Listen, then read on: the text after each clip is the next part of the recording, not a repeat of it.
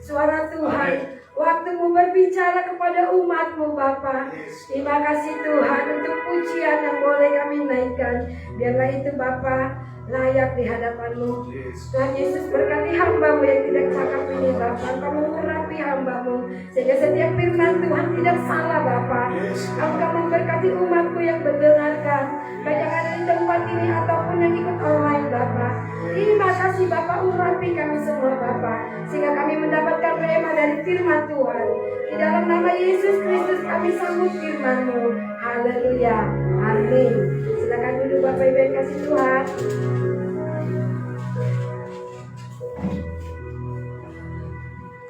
Shalom.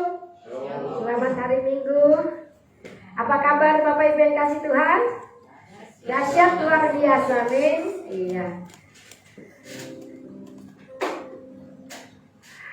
Waktu Tuhan waktu yang terbaik.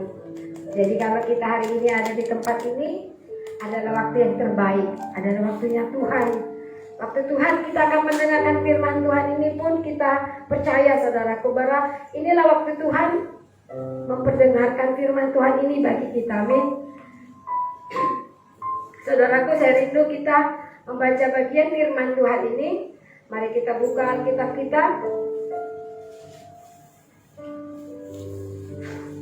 Kita buka pada kitab Wahyu 2.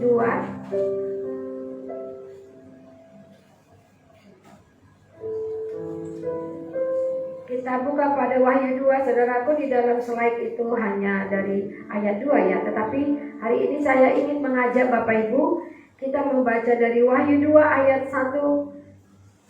Wahyu 2 ayat 1 sampai 7, saudaraku. Saya rindu kita boleh bangkit berdiri untuk menghormati firman Tuhan. Mari kita baca Wahyu 2 ayat 1 sampai 7. Kita berganti-gantian. Kepada jemaat di Efesus, tuliskanlah kepada malaikat jemaat di Efesus.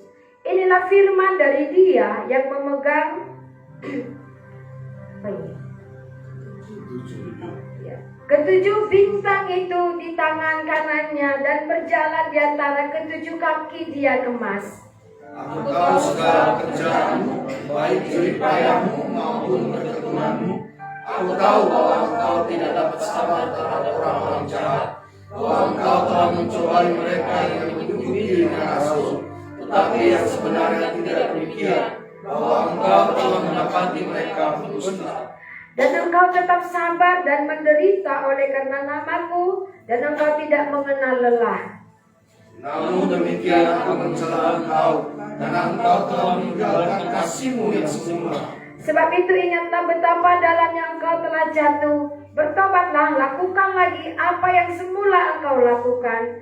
Jika tidak demikian, aku akan datang kepadamu, dan aku mengambil kaki dianmu dari tempatmu, jikalau engkau tidak bertobat. Tetapi ini yang ada padamu, yaitu engkau membenci segala perbuatan pengikut-pengikut Nikolas, yang juga aku benci.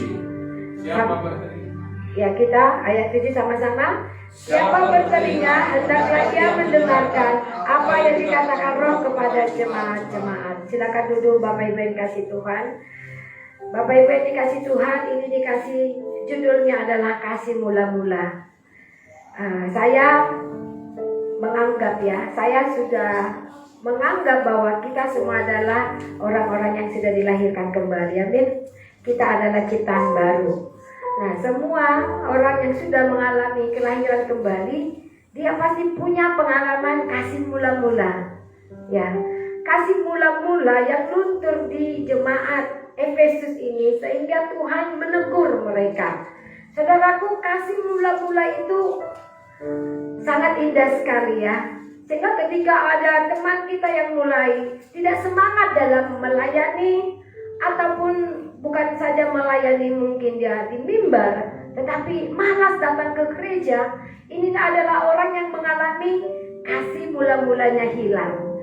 Nah, jemaat juga yang ada di Efesus ini, saudaraku, adalah jemaat yang sedang mengalami hilangnya kasih mula-mula. Jemaat di Efesus ini adalah jemaat yang sangat terkenal, yang sungguh mengasihi pelayanan Tuhan, mengasihi pekerjanya, mengasihi umatnya, tetapi mereka bisa mengalami kehilangan kasih mula-mula. Kasih mula-mula itu menggebu-gebu ya. Waktu kita mengalami kelahiran baru, kayaknya hari-hari gak ada tanpa kita baca firman Tuhan. Kayaknya hari-hari kita gak ada yang tidak kita bersaksi, saudaraku. Saya yakin dan percaya kalau kita yang sudah mengalami lahir baru, kita mengalami pengalaman ini, saudaraku. Kalau kita dapat zaman dulu SMS masih ya, kalau di SMS-in sama kakak rohani kita, wah semangat luar biasa. Apalagi kalau ditegur sama gembala kita, disapa, kayaknya gimana gitu. Itu orang yang mengalami kasih mula-mula, selalu rindu dekat dengan Tuhan, saudaraku. Nah, hari ini kita mau mengingat kembali diri kita, saudaraku. Apakah kasih kita kepada Tuhan mulai luntur atau justru mungkin semakin menggebu-gebu?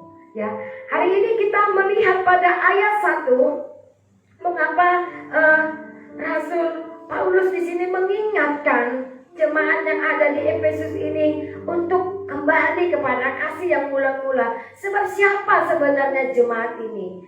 Saudaraku, kita lihat pada ayat yang pertama. Tuliskanlah kepada malaikat jemaat di Efesus. Inilah firman dari Dia yang memegang ketujuh bintang itu di tangan kanannya dan berjalan di antara ketujuh kaki dian emas. Saya garis bawahi di sini adalah ketujuh bintang di tangan kanannya. Saudaraku, ketujuh bintang di tangan kanannya itu menggambarkan seorang gembala. Jadi firman Tuhan yang hari ini boleh kita pelajari, saudaraku, bukan hanya untuk sebagai kita orang Kristen, sebagai jemaat awam saja, tetapi ini juga berbicara kepada gembala atau pemilik jemaat atau diaken atau pemimpin kelas-kelas komsel mungkin gitu ya, kelas-kelas bimbingan pendalaman Alkitab, saudaraku. Jadi ini diberikan kepada kita, saudaraku. Bukan hanya kepada jemaat saja, tetapi saya juga sebagai gembala, kita sebagai penilik jemaat ataupun diaken, saudaraku. Jadi ketujuh bintang itu ada di tangan kanannya dan berjalan di antara ketujuh kaki dian emas itu. Kaki dian emas itu adalah jemaat, saudaraku. Jemaat. Jadi saudaraku yang dikasih Tuhan, firman ini diberikan ya, surat ini diberikan kepada kita gembala ataupun kita sebagai jemaat, bahwa kita harus mengingat kembali kasih mula-mula kita kepada Tuhan. Pada ayat 2 di ayat 2 dikatakan, aku tahu segala pekerjaanmu baik, jeripayamu maupun ketekunanmu. Aku tahu bahwa engkau tidak dapat sabar terhadap orang-orang jahat, bahwa engkau telah mencobai mereka yang menyebut dirinya rasul, tetapi yang sebenarnya tidak demikian, bahwa engkau telah mendapati mereka berdusta. Ketika orang yang masih di dalam kasih mula-mula, maka orangnya akan menjadi seorang yang tekun, saudaraku. Orang yang gak mau menghabiskan waktu tanpa dengan Tuhan. Orang yang selalu rindu membaca firman Tuhan, bertanya. Saudaraku, dulu kita mengalami ini ya. Tetapi kalau sekarang kita mengalami, oh kenapa aku gak seperti dulu? Nah saudaraku, kita berbaharui lagi. Kemudian apa digambarkan orang yang sudah sedang mengalami kasih mula-mula ini ya? Dikatakan di sini, jeripayamu maupun ketekunanmu. Tuhan tahu, saudaraku. Aku tahu bahwa engkau tidak dapat sabar terhadap orang-orang jahat. Ya, kalau dulu kita masih dalam kasih mula-mula, semangat kasih mula-mula, maka ketika kita melihat orang yang jahat, orang yang jatuh ke dalam dosa, kita nggak sabar ya. Kita ingin dia bertobat. Tapi sekarang saudaraku bagaimana? Kalau kita melihat teman kita jatuh ke dalam dosa, apakah kita cuek? Saudaraku, dikatakan di sini, aku tahu, ya, aku tahu, Tuhan tahu. Artinya Tuhan berjalan di antara kita, baikkan jemaat ataupun umat, saudaraku. Tuhan melihat, Tuhan tahu apa yang sedang kita pikirkan. Apakah kita masih mengingat kasih mula-mula kita melakukan itu dalam pelayanan ataupun di dalam kehidupan kita atau tidak, Tuhan tahu, saudaraku. Tuhan Maha tahu. Jadi di sini dikasih oleh BPH kasih mula-mula, saudaraku. Kasih mula-mula tadi sudah kita tahu bahwa surat ini ditujukan kepada bukan hanya kepada jemaat saja, saudaraku, ya. Kita sudah tahu tadi bahwa ketujuh malaikat itu, ketujuh bintang itu menggambarkan gembala dan kaki dia itu menggambarkan umat. Kita mulai daripada slide yang kedua. Sebab itu ingatlah betapa dalamnya engkau telah jatuh, bertobat dan lakukanlah lagi apa yang semula engkau lakukan. Jika tidak demikian, aku akan datang kepadamu dan aku akan mengambil kaki dianmu dari tempatnya jikalau engkau tidak bertobat. Saudaraku, keras firman Tuhan ini. Kalau kita nggak bertobat, Tuhan katakan dia ambil kaki diam. Ini lebih kepada penggembalaan ataupun sebagai pemimpin, saudaraku. Kalau kita nggak bertobat seorang pemimpin rohani, maka Tuhan akan mengambil umat itu. Benar ya? Kalau di dalam satu gereja, di dalam satu komunitas tidak ada rumput hijau untuk domba-domba, maka domba-domba akan pergi. Ini memang teguran bagi kita sebagai pemimpin rohani. Saudaraku yang dikasih Tuhan, ini tanggung jawab kita. Amin. Tanggung jawab kita, saudaraku. Kalau kita nggak bertobat, kalau kita melupakan kasih mula-mula kita kepada Tuhan, maka Tuhan tidak akan mempercayakan pelayanan kepada kita. Pada slide ketiga kita lihat Alkitab mencatat bahwa Tuhan menegur jemaat Efesus karena mereka sudah meninggalkan kasih yang mula-mula. Hal ini mengingatkan kita agar sebagai umatnya, kita juga harus senantiasa memiliki kasih mula-mula, saudaraku. Jadi mereka, jemaat di Efesus sudah melupakan. Sehingga Tuhan mengingatkan mereka. Nah, bagaimana saudaraku kita? Apakah kita masih memiliki kasih mula-mula? Kita lihat di slide 4 ini. Apa ciri-ciri orang yang memiliki kasih yang mula-mula? Yang pertama adalah bertekun dalam pelayanan. Pada ayat 2a dikatakan, aku tahu segala pekerjaanmu, baik jerih payahmu maupun ketekunanmu. Aku tahu bahwa engkau tidak dapat sabar terhadap orang yang jahat. Saudaraku yang dikasih Tuhan, tanpa kita bilang kepada Tuhan, Tuhan aku ini setia, aku bertekun loh dalam pelayanan. Tidak perlu kita sampaikan kepada Tuhan seperti doa-doa orang Farisi. Tuhan kami tekun berdoa, orang sana gak mau berdoa. Nah, tidak sampai seperti itu, saudaraku. Tuhan tahu. Dan Tuhan merindukan kita sebagai orang Kristen, orang yang melayani Tuhan, orang yang masih dalam kasih mula-mula. Kita harus tekun, saudaraku. Kita harus tekun dalam pelayanan. Memang kita rata-rata orang pekerja. Saya pun orang pekerja, saudaraku. Kadang-kadang sulit membagi waktu ya.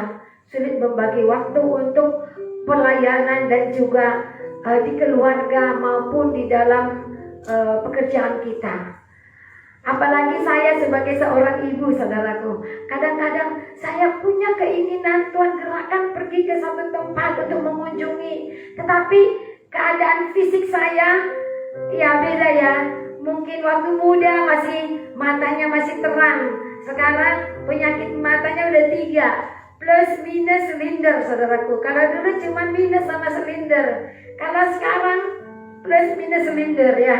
Saya sampai udah 3 kali jatuh karena gak cocok lagi, saudaraku. Saudaraku yang dikasih Tuhan, Tuhan tahu. Tetapi Tuhan menginginkan kita tetap bertekun, amin. Bertekun dalam pelayanan, saudaraku. Gak ada ruginya. Justru kita harus membuat sekarang ini, di masa kita semakin bertambah usia, di masa kita semakin banyak tanggung jawab, Tuhan mengingatkan kita harus semakin bertekun, saudaraku.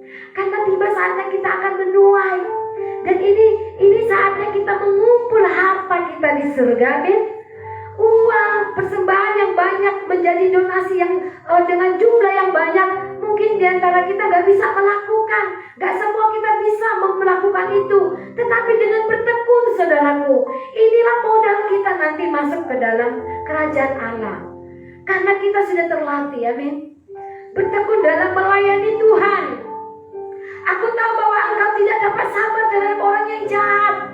Saudaraku yang dikasih Tuhan, Tuhan ingatkan kita lagi. Kalau kita melihat orang yang masih tetap buat jahat, tetap buat dosa, maka kita sebagai orang Kristen, orang yang melayani Tuhan, kita gak bisa sabar melihat mereka. Kita mengasihi mereka. Kita gak boleh cuek, saudaraku. Kadang-kadang kita dapat dari orang gitu celetuk gitu ya, menyeletuk kepada kita. Apa sibuk kali, biarin aja gitu ya, cuekin aja, hidup dia. Sering ya orang bilang gitu, hidup dia, ngapain diurusin. Tetapi sebagai anak Tuhan, saudaraku, firman Tuhan berkata di sini bahwa orang yang masih memiliki kasih mula-mula itu adalah dia tidak sabar terhadap orang yang di dalam kejahatan. Maka yang bisa kita lakukan adalah menasehati mereka, menegur mereka, mengajak mereka dan mendoakan. Kita peduli, saudaraku, kepada orang yang masih jahat, kepada orang yang masih berbuat dosa. Di bangsa kita ini, saudaraku, orang Kristen, kaum minoritas banyak sekali terzolimi, kata orang, mengalami intimidasi. Baik juga gereja yang dibangun, baik juga umat yang beribadah, baik juga di dalam bekerja. Kadang-kadang, saudaraku, kalau dia beragama minoritas sering sekali terabaikan, saudaraku. Tetapi kita sebagai umat Tuhan, ketika kita mengalami hal diskriminasi seperti itu, kita nggak bisa dibilang tidak sabar di sini, kita melawan, tidak. Tetapi kita bertekun mendoakan, bertekun menasehati, bertekun memperhatikan, saudaraku. Kalau kita melihat orang dan masih jahat, saudaraku, maka kita nggak boleh tidak berteman dengan mereka. Tetapi justru kita harus berteman dengan mereka.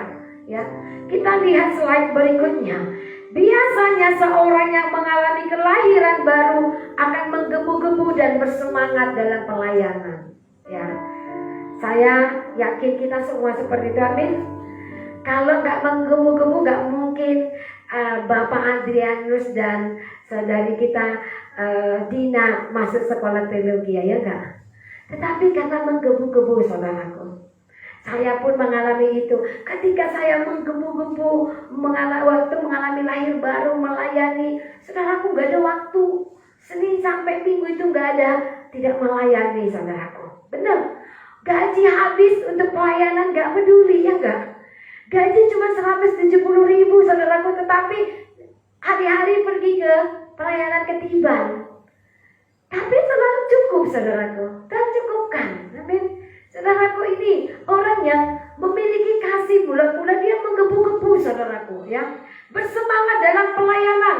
Hal ini terjadi karena orang tersebut sudah merasakan kasih Allah yang begitu besar dan ingin membalasnya dengan jalan melayani Tuhan. Jadi alasan kita menggebu-gebu melayani Tuhan karena memang kita sudah mengalami kasih Tuhan. Kita sudah dilahirkan kembali, saudaraku.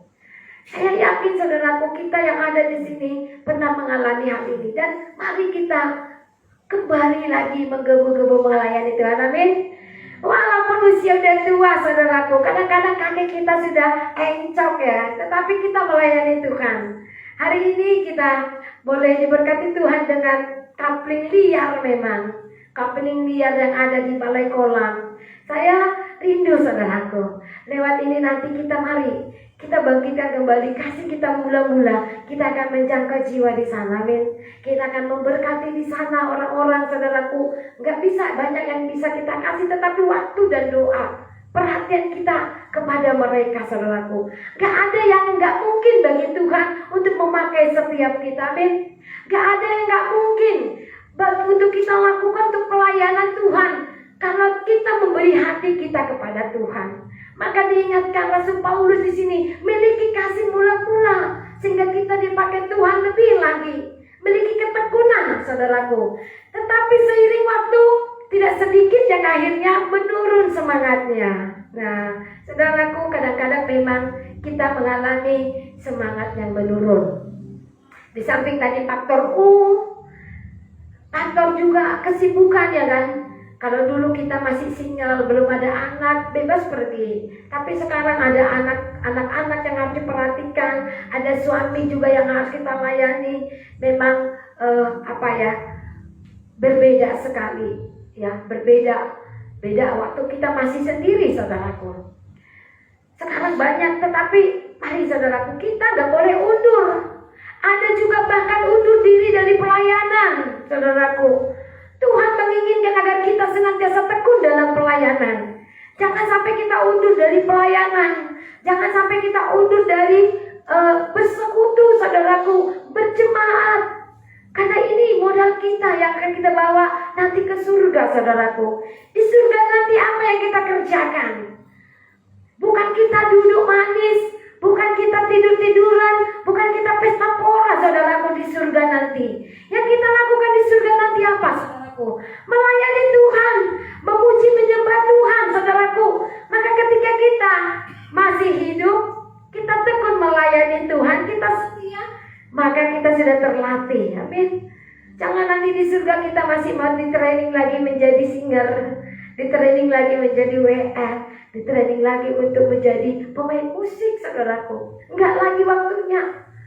Nah, karena itu semakin kita tekun melayani Tuhan, semakin banyak mahkota yang Tuhan akan berikan kepada kita.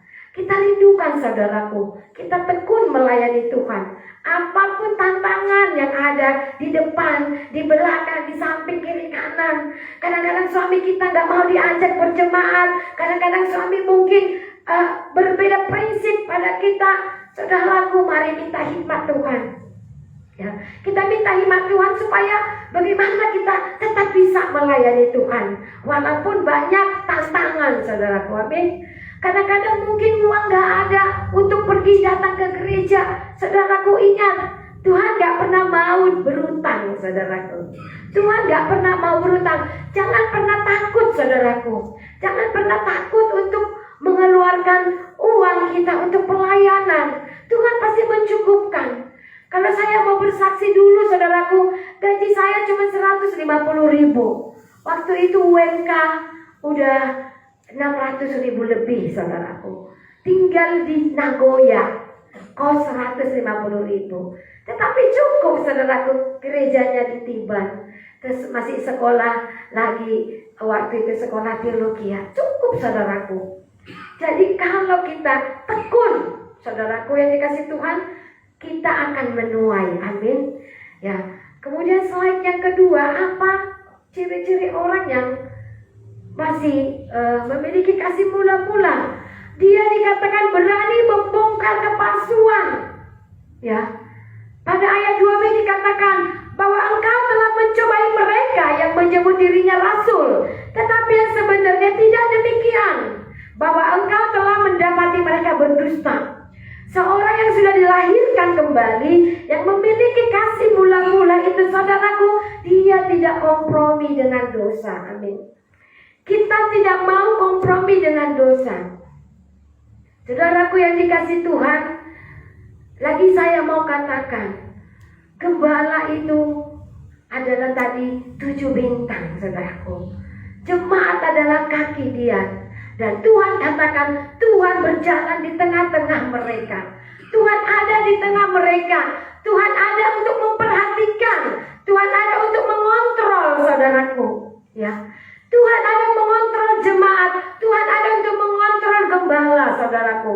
Nah, ketika kita sebagai jemaat, saudaraku, tahu gembala kita melakukan hal kepalsuan seperti firman Tuhan ini, di dalam diri gembala itu ada dusta, di dalam diri gembala itu ada kebohongan, maka sebagai kita jemaat yang memiliki kasih mula-mula harus berani menyampaikan, tentunya dengan cara penyampaian yang baik. Jadi saudaraku, kalau misalnya saya sebagai gembala, jemaat melihat ada saya melakukan dikatakan di sini dusta, melakukan kebohongan, ya, jemaat mendapati saya melakukan kebohongan, maka jemaat yang memiliki kasih mula-mula itu kepada saya, harus berani berkata kepada gembala. Ini saudaraku. Tetapi ada banyak juga, saya tidak menjatuhkan gembala ya. Karena kenapa firman Tuhan ini ada? Karena sebenarnya karena memang gembala juga banyak jatuh kepada rupa-rupa dosa. Dikatakan salah satu di sini adalah dusta, ya. Mendapati mereka pendusta, padahal mereka sudah dianggap rasul, menganggap dirinya rasul, tetapi dalam dirinya ada dusta.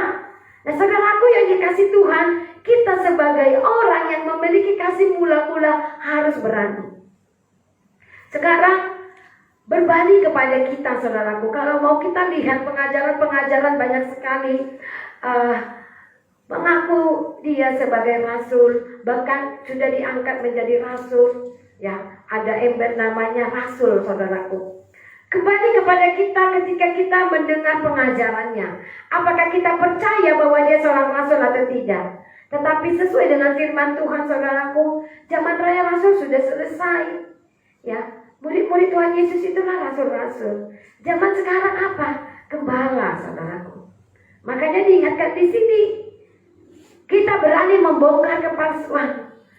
Ada orang yang mengaku dia sudah pergi ke surga. Ya, sudah pergi ke surga, sudah pergi ke neraka. Padahal firman Tuhan bilang surga itu masih kosong, saudaraku. Di surga nanti kan dikatakan surga itu masih kosong. Belum ada orang di surga, saudaraku. Yang ada itu di paradis sama di Hades, saudaraku. Di neraka pun masih kosong. Ya, saudaraku, banyak orang yang mengaku sebagai rasul, tetapi hidupnya penuh dengan dusta. Ya, pengajar-pengajar palsu, saudaraku. Kita harus berani membongkarnya. Kita harus berani menegurnya, saudaraku. Ini yang menunjukkan kita seorang yang masih memiliki kasih mula-mula. Maka apa kita sebagai jemaat harus memberitahu kepada gembala kita ketika kita dapati gembala kita dalam kebohongan. Karena tadi kasih, saudaraku. Kasih. Kita rindu, saudaraku, semua orang jangan ada yang sampai masuk ke dalam kebinasaan, ya kan? Tak ada seorang pun manusia masuk ke dalam neraka. Itu yang kita miliki, saudaraku, sebagai orang yang mengalami kasih mula-mula, menangis melihat jiwa-jiwa yang masih dalam dosa. Peduli, saudaraku. Tapi kalau hari ini banyak orang Kristen cuek, saudaraku. Banyak orang Kristen cuek. Jangankan untuk mungkin menginjil, oke, tidak ada keberanian, bisa saja ya. Atau takut ditinggalkan sebagai teman. Tetapi untuk memberkati pun, saudaraku, banyak orang Kristen sudah tidak terbuka lagi. Apa mungkin karena takut besok uangnya habis karena pandemi, sehingga nggak mau mengeluarkan uangnya untuk menolong orang-orang di sekitarnya yang kesulitan. Saudaraku yang dikasih Tuhan, ada juga banyak orang Kristen memberikan sumbangan, memberikan bantuan, tetapi dia punya motivasi yang lain. Dia punya motivasi, aku hanya boleh menyumbang di gerejaku saja. Aku hanya boleh menyumbang di komunitasku saja. Banyak seperti itu, saudaraku. Sehingga ketika ada di tempat lain yang kesusahan, dia merasa itu tidak tanggung jawab saya. Tetapi hari ini, saudaraku yang dikasih Tuhan, kita diingatkan Tuhan, kita harus menangis melihat jiwa-jiwa yang masih dalam dosa. Kita harus peduli juga melihat orang-orang yang miskin, saudaraku. Itulah pelayanan. Pelayanan bukan cuma di gereja, pelayanan bukan cuma di mimbar, pelayanan bukan cuma di komunitas komsel kita saja, tetapi pelayanan yang sesungguhnya adalah ketika kita keluar dari zona nyaman, kita bisa menjadi berkat di tengah-tengah orang yang membutuhkan. Amin. Membutuhkan kabar baik, membutuhkan mungkin materi dari kita, membutuhkan support, perhatian dari kita. Itu, saudaraku, pelayanan. Ya, kesuksesan sebuah gereja bukan karena gereja itu bisa membangun gereja yang megah, peralatan musik yang wah, lighting yang wah, umat yang banyak, tidak, saudaraku. Tetapi suksesnya sebuah pelayan adalah ketika semua umat ini ambil andil, bisa mengabarkan kabar baik ke orang lain, saudaraku. Tetapi sekarang banyak kita, saudaraku, kita nggak menyadari, Kita hanya cukup puas dengan keadaan kita di lingkungan kita. Kita cukup puas dengan gedung kita yang megah. Kita cukup bangga dengan kita mendapat bantuan yang wah entah dari mana untuk membangun gedung yang besar. Tapi di sekitar kita masih banyak orang-orang yang miskin yang tidak terjangkau, saudaraku. Saudaraku, ini gereja, ini pelayanan, saudaraku. Walaupun kita kecil, walaupun kita gak kaya, tetapi kita bisa memberikan rupiah yang kita dapat kepada orang yang susah. Itulah pelayanan. Tuhan Yesus gak pernah bilang, kamu kaya dulu baru melayani. Kamu kaya dulu baru memperhatikan orang-orang yang miskin. Kamu penuh dulu dengan ilmu. Kamu sarjana teologi dulu, baru kamu mengabarkan kabar baik. Tidak, saudaraku. Apapun kita, saudaraku, Tuhan bisa memakai kita, amin. Siapapun kita, apapun latar belakang kita, siapapun profesi kita, kalau kita punya hati, saudaraku, maka Tuhan akan memakai kita. Dimanapun Tuhan mau memakai kita, saudaraku, percaya Tuhan akan menolong kita. Jadi ketika kita melihat gembala, melihat hamba Tuhan di dalam dosa, dusta, saudaraku, maka kita nggak bisa kompromi. Saudaraku, sekarang banyak juga organisasi hamba-hamba Tuhan, tetapi malah menjurus kepada politik, saudaraku. Padahal di dalam agenda aturan, seorang gembala itu tidak bisa terlibat dalam politik. Kalau sana cuma satu mic itu yang kedengaran. C. Kayak mic kabel. C. Pakai mereka.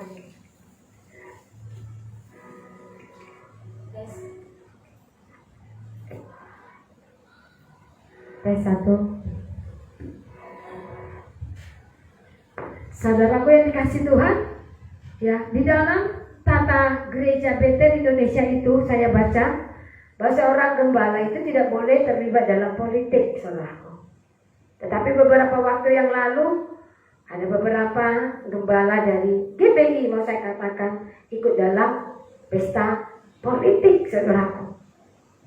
Saudaraku yang dikasih Tuhan, kalau kita bilang udah politik, maka di sana akan banyak kebohongan, ya kan? Banyak kompromi, saudaraku.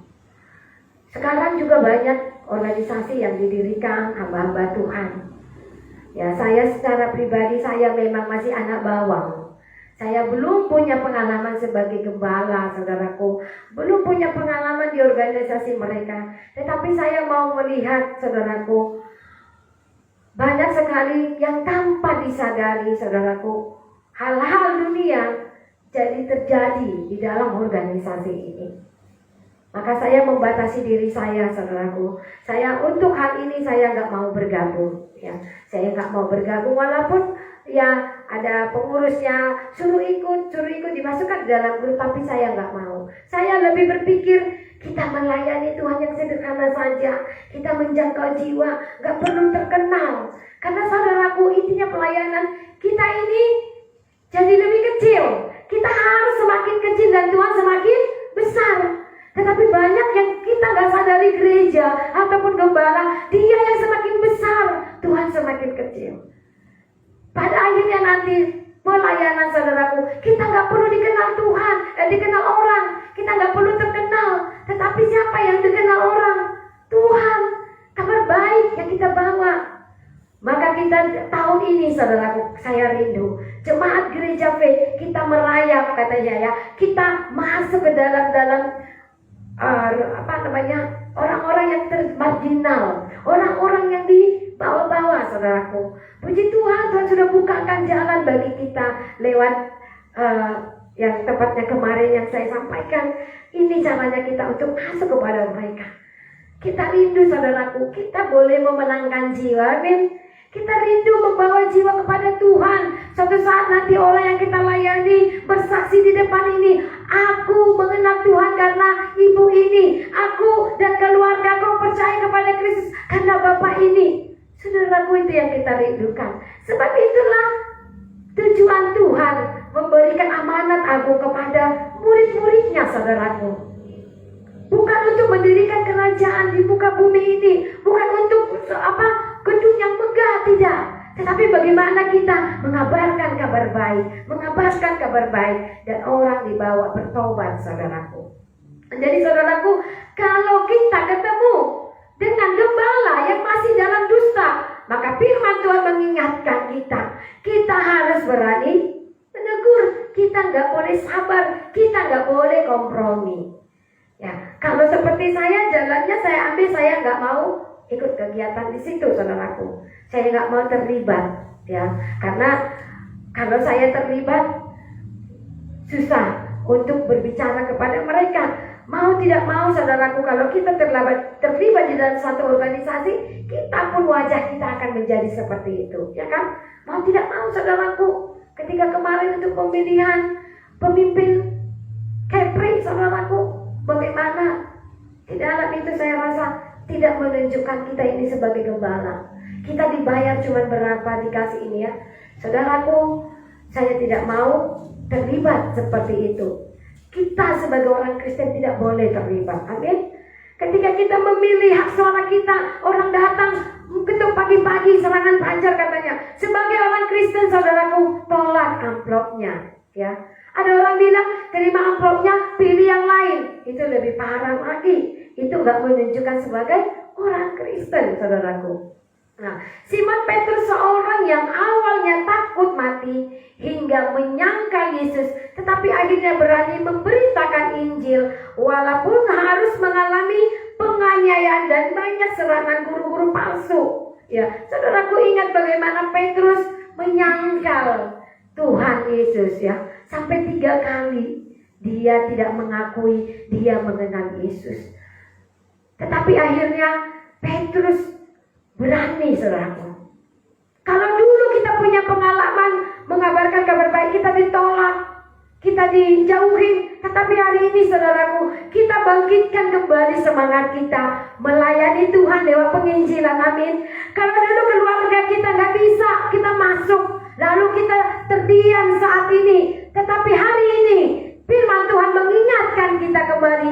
Mari bangun kembali semangatmu untuk menyampaikan kabar baik. Saudaraku yang dikasih Tuhan, ada banyak keluarga kita yang belum mengalami kelahiran kembali, saudaraku.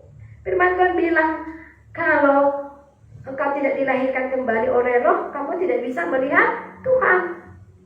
Orang yang tidak dilahirkan kembali oleh Roh, dia tidak bisa melihat Tuhan, saudaraku. Arti kata, dia tidak bisa masuk ke dalam kerajaan surga. Kasihan, ya.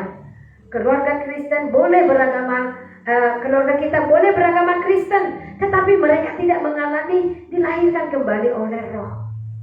Banyak juga pengajaran, saudaraku, yang sangat bertentangan dengan firman Tuhan.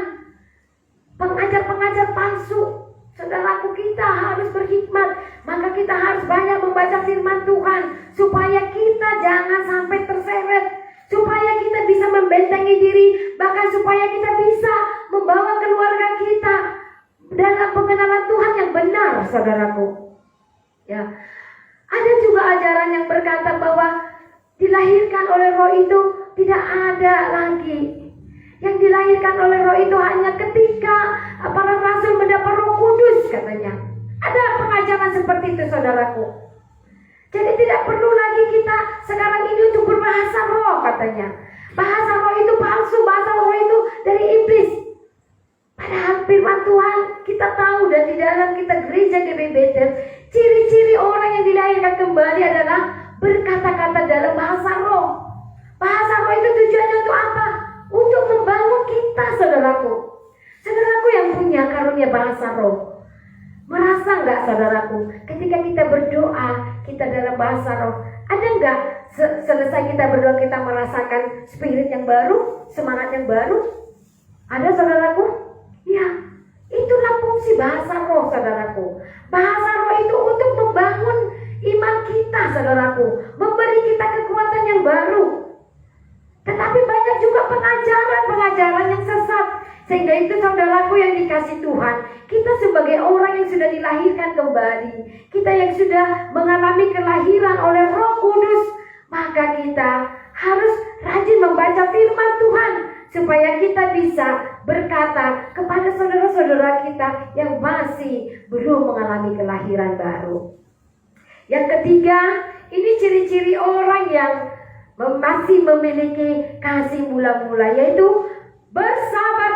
penderitaan. Pada ayat 3 dikatakan, dan engkau tetap sabar dan menderita oleh karena namaku, dan engkau tidak mengenal lelah. Saudaraku yang dikasih Tuhan, dalam pelayanan kadang-kadang kita mengalami lelah ya. Kadang-kadang kita merasa ada juga jenuh ataupun putus asa, saudaraku. Saya pun mengalaminya, saudaraku yang dikasih Tuhan. Kemarin ya, ini mungkin sekalian untuk Adrianus dan Dina. Saya waktu dapat WA-nya, saya sedih loh, saya nangis sebenarnya. Tapi di chat kita WBI, Ibu Ros sama Cerate bikin motion nangis, saya nggak mau balas nangis gitu kan. Saya cuma bilang Tuhan pasti mengirimkan orang yang ini untuk menggantikan. Ya. Kenapa saudaraku yang dikasih Tuhan? Karena sambil saya mengasihi suami istri ini, ya, kita semua mengasihi mereka, amin. Tetapi Tuhan lebih mengasihi jiwa yang di sana sehingga mereka tinggal dulu di sini, diperlengkapi dulu, melihat kesaksian Bapak Ibu semua untuk mereka bawa ke sana, amin. Saudaraku yang dikasih Tuhan, sebagai gembala apalagi merintis, Adrianus dan Dina juga nanti akan merasakan bagaimana yang kita rasakan di sini, saudaraku. Kadang-kadang komunitas kita masih kecil, kita merasa, aduh, kapan berkembangnya? Aduh, kapan kita penuh? Seperti itu. Ketika jemaat pergi ya, ketika jemaat pergi juga merasa, aduh Tuhan. Seperti itu saudaraku, ada rasa gini, aduh. Gak bisa dibilang ya, yang bisa saya lakukan dia nangis kepada Tuhan dan ngadu. Tetapi hari ini Tuhan ingatkan kita saudaraku, bersabar dalam penderitaan. Ini lagi-lagi bukan penderitaan dalam hal dunia, hal ekonomi, saudaraku, tetapi bersabar dalam penderitaan. Maka seorang pelayan harus siap menderita, amin. Orang yang melayani itu harus siap menderita. Penderitaan kita sekarang adalah bagaimana? Kita masih kecil, tetapi harus punya semangat yang besar, saudaraku. Kita harus setia dalam penderitaan apa? Ketika saudara yang kita kasih yang ya kita terasa ya adanya suami istri ini ya, terasa sekali ya. Tetapi mereka harus pergi. Tetapi kita sabar saudaraku, menantikan Tuhan mengirim penggantinya, amin. Kita harus bersabar bagaimana Tuhan akan mengirim jiwa ke tempat ini, bagaimana Tuhan memperlengkapi kita. Maka dibutuhkan ketekunan tadi saudaraku. Sabar dalam penderitaan, sabar dicuekin orang, sabar ditolak orang, sabar dicibir orang dalam melayani Tuhan. Saudaraku, ini yang dialami jemaat Efesus, mereka mulai mundur ketika banyak orang yang mengintimidasi mereka, komunitas mereka. Tentunya waktu itu kan mereka masih kecil, jemaat mula-mula ya kan. Banyak diejek-ejek orang yang tidak percaya kepada Tuhan. Banyak pasti mengalami intimidasi. Tetapi hari ini Tuhan mengingatkan kita bersabar dalam penderitaan. Saudaraku, saya mungkin akan berbeda dengan Adrianus dan Dina ya. Kalau kita memulai pelayanan ini saudaraku, dalam keadaan kita punya uang. Tetapi bagaimana gembala yang memulai pelayanan dari nol? Itu makanya di dalam gereja Bethel Indonesia terkenal apa? Lutut yang kuat. Harus punya lutut yang kuat saudaraku. Saya boleh melihat, menyaksikan beberapa teman ya yang membuka pelayanan mulai dari nol saudaraku di gereja Bethel Indonesia ini. Saya melihat bagaimana susahnya mereka. Sehingga waktu itu bukannya menyombongkan diri saudaraku. Ketika mereka memakai namanya di perumahan itu kita ada pasung. Jadi itu boleh dipakai, ada 2 gereja. Ketika pagi dipakai gereja A yang paling besar umatnya, malam dipakai mereka. Lalu listrik itu harus dari rumah umat yang A. Malam mereka, masa nggak nyata tapi mereka malam kudus saudaraku. Malam kudus sepanjang ibadah, paham kan? Pakai lilin saudaraku. Padahal mereka punya keyboard. Jadi pakai lilin dan gitar aja. Saudaraku yang dikasih Tuhan, saya melihat bagaimana keluarga ini merintis pelayanan. Sehingga walaupun kami keluarga nggak jemaat di situ, saya turut kasihan. Jadi ketika saya gini caranya saya ya, padahal udah ibadah pagi di gereja kita, saya malam sengaja pergi ibadah saudaraku supaya saya membawa persembahan ke gereja itu. Saudaraku yang dikasih Tuhan, banyak cara memang Tuhan berikan kepada satu gereja. Dan saya merasa saya digerakkan Tuhan untuk datang ke sana memberkati walaupun gak banyak. Sehingga karena saya melihat seperti itu saudaraku, saya bilang saya masukkan air listrik di gedung ini. Karena itu menarik listrik dari rumah orang ya. Nah, saudaraku, Tuhan gak pernah mau punya utang saudaraku. Saya diberkati, kami diberkati. Saudaraku yang dikasih Tuhan, kita dipakai Tuhan. Bayar air listrik harusnya mahal saudaraku, memasukkan. Tetapi karena kita punya kenalan saudaraku, sehingga kita gak perlu bayar mahal untuk gereja itu. Sehingga sampai sekarang gereja itu besar, tetapi dimiliki yang gereja yang umatnya banyak saudaraku. Nah gereja teman saya ini, puji Tuhan, saya berikan mereka, saya punya waktu itu tanah 1.500 meter saya berikan ke gereja itu. Saudaraku, gerejanya sekarang dibangun dulu kecil, tapi kaget-kaget sudah bagus dibangun orang Korea. Saya bangga kepada Tuhan. Saya bangga melihat mereka saudaraku yang memulai dari nol. Saya sangat tahu sekali bagaimana keluarga ini. Saudaraku yang dikasih Tuhan, dalam pelayanan kita harus sabar dalam penderitaan. Kalau keluarga ini, hamba Tuhan ini kalau gak sabar dalam penderitaan, maka dia gak bisa punya pelayanan sekarang. Saudaraku, banyak juga orang mencibir dia. Kenapa? Karena waktu itu dia sebenarnya sudah bangun gereja di situ, tapi gak ada umatnya. Lalu mereka digusur, dapat kapling dipungkur. Lalu dipungkur gak ada umat juga saudaraku. Akhirnya mereka kembali lagi dan bertemu dengan saya. Lalu saya bilang, saya ada tanah di sini, kalian boleh bangun. Saudaraku yang dikasih Tuhan sekarang dia menuai jiwa. Dan saya cukup bangga melihat mereka. Kalau dia tidak setia dalam penderitaan saudaraku, maka dia nggak bisa punya pelayanan seperti sekarang. Ketika dia bangun di situ, saya kan bilang dulu bangun aja dulu untuk sekolah minggu. Ternyata dibangun besar sama ada caleg. Kaget-kaget saya datang ke sana. Tapi mereka nggak tinggal di situ. Lalu warga bilang gini, oh Mem, panggilnya Mem ke saya karena kebanyakan orang tua murid di sana. Mem nggak usah tarik aja tanahnya, bangun sekolah di sini. Toh kami juga nggak ada umatnya di sini. Nah, saya jawab mereka, saya nggak berani mengusik rumah Tuhan. Pasti Tuhan gantikan ke saya. Puji Tuhan benar saudaraku.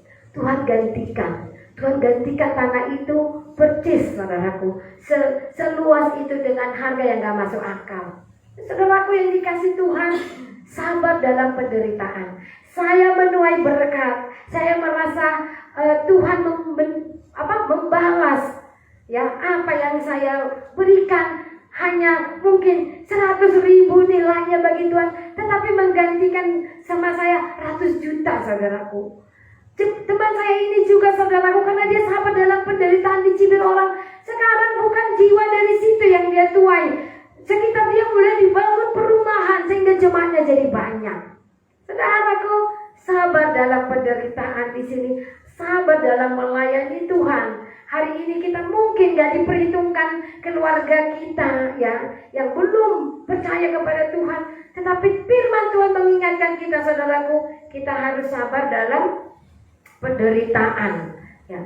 Kemudian di slide yang terakhir dikatakan di sini, Tuhan tidak pernah berjanji bahwa orang percaya akan hidup tanpa masalah dan penderitaan ya.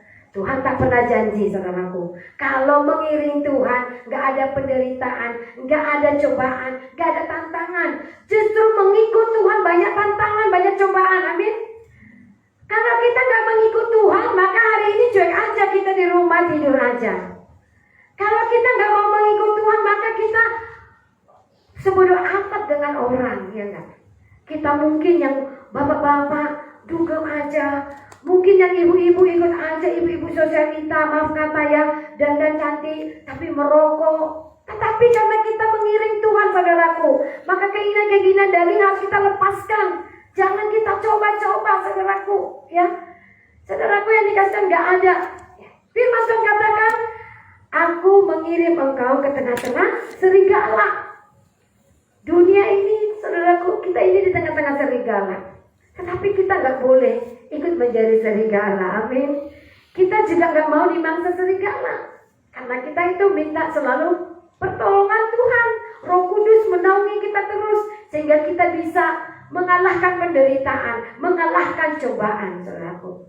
Kalau kita kuat, kita sabar dalam penderitaan, maka kita akan bisa bersaksi, melihat kebaikan-kebaikan Tuhan. Ekonomi kita sekarang jatuh, tetapi kita flashback, saudaraku. Kita lihat apa yang Tuhan perbuat. Oh, ketika saya kekurangan uang, tapi saya bisa bersyukur. Oh, kekurangan uang, tetapi tetap bisa jalan, ya kan? Tetap bisa hidup, tetap bisa sekolah anak-anak, tetap bisa bayar kredit, tetap bisa bayar air listrik di rumah. Wah, Tuhan dahsyat. Ketika menerima gaji 30 juta dengan menerima gaji cuma 4 juta, tetap bisa makan, saudaraku. Ya. Ketika terima gaji 30 juta, gak ada sakit. Tetapi sekarang gaji 4 juta, sakit, tetap bisa berobat. Saudaraku yang kasih Tuhan, kalau bukan pemeliharaan Tuhan, maka kita gak bisa. Mungkin stres, ya kan? Hari ini banyak orang Kristen, saudaraku, hidup di dalam kekhawatiran. Sehingga ketika datang, berkati nih ya pelayanan, merasa apa? Wah, besok gak ada uang. Tetapi kita ingat, kalau kita sabar dalam penderitaan, maka dikatakan Tuhan gak pernah punya utang kepada kita, saudaraku. Tuhan akan memelihara kita. Pada ayat 1 tadi kan dikatakan di sini, inilah firman dari Dia yang memegang ketujuh bintang itu di tangan kanannya dan berjalan di antara ketujuh kaki Dia emas. Ini menunjukkan pemeliharaan Tuhan, kontrol Tuhan dalam hidup kita, saudaraku. Ada banyak tantangan dalam pekerjaan, dalam pelayanan, tetapi Tuhan letakkan di tengah-tengah sebagai pengontrol kita. Di dalam rumah tangga kita sebagai suami dan istri, kita taruh Tuhan menjadi pengontrol kita. Tuhan menjadi standar kita, saudaraku. Firman Tuhan yang menjadi standar kita. Ya, saudaraku yang dikasih Tuhan, kita lihat lagi, bahkan menggambarkan orang percaya sebagai domba yang hidup di tengah-tengah serigala. Inilah kita di dunia ini, saudaraku. Seekor domba di tengah-tengah serigala. Tetapi ingat bagaimana Tuhan menolong satu domba yang sedang tersesat, saudaraku. Dia meninggalkan domba yang 99 di dalam kandang untuk domba satu yang tersesat. Kita boleh menggambarkan diri kita di tengah-tengah serigala. Domba yang ada di tengah-tengah serigala. Kita gak perlu takut. Ada Roh Kudus Tuhan yang memampukan kita, nih. Itulah tadi, saudaraku, perbedaan orang yang sudah dilahirkan kembali dengan orang yang belum dilahirkan kembali.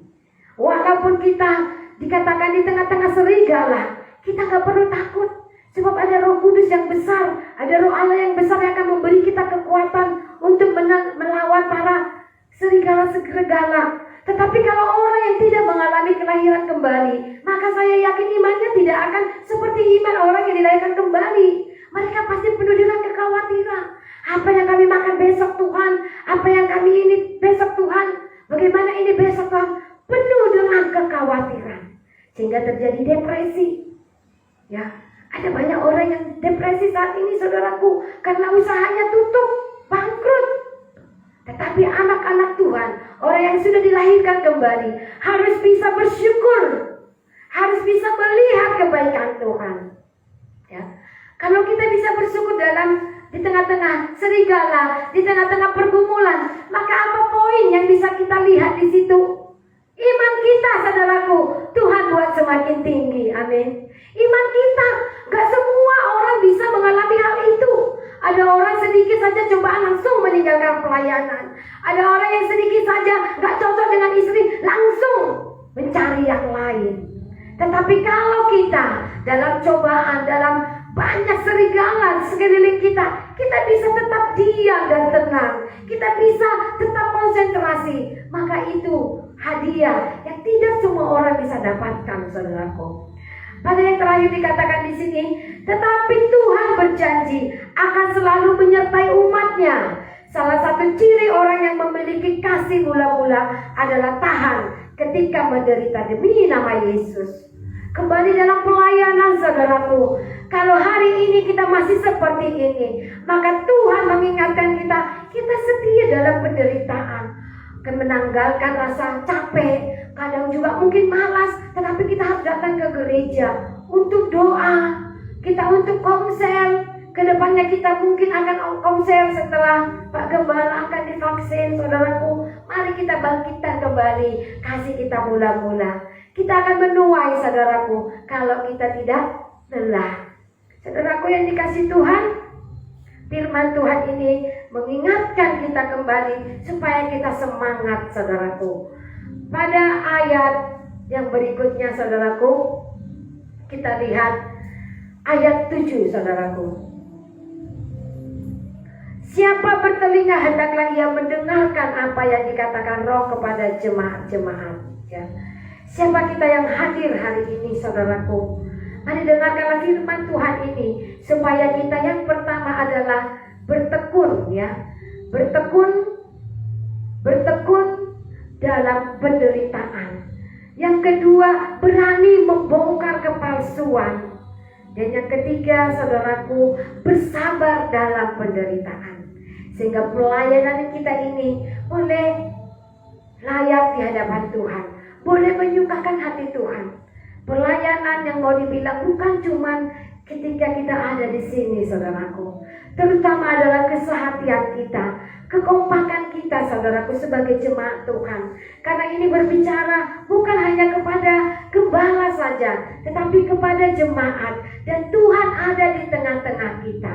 Saudaraku, mari kita bangkitkan kembali kasih mula-mula kita dalam mengiring Tuhan, dalam melayani Tuhan, saudaraku. Sehingga Tuhan akan memberikan kita karunia-karunia yang baru. Pada tahun ini, saudaraku, mari rindukan untuk memberikan kita karunia-karunia yang baru untuk memperlengkapi kita melakukan pelayanan-pelayanan yang semakin besar, saudaraku. Kita bukan semakin kecil, ya. Tuhan tidak semakin kecil di gereja ini, tetapi Tuhan semakin besar, amin.